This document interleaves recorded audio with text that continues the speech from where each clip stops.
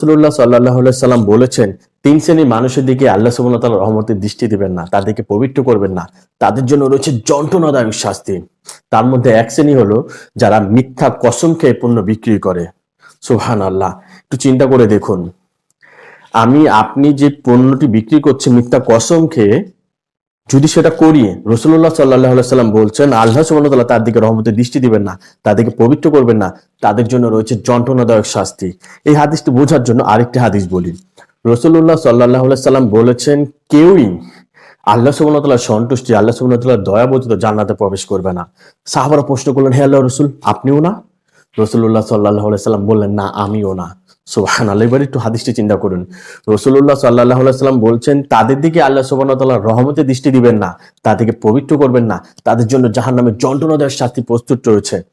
এই ভুলটা যদি আপনি করি, এই গুনাহটা যদি আপনি করি, এই কাজটা যদি আপনি করি, তাহলে আমার সালাত, হজ, যাকাত, সিয়াম কাকে দেখাবো? আল্লাহ রাসূল সাল্লাল্লাহু আলাইহি সাল্লাম বলেছেন, আল্লাহ সুবহানাহু ওয়া তাআলা আমাদের দিকে রহমতের দৃষ্টি দিবেন না। আসুন এই বিষয়টা থেকে বেঁচে থাকি।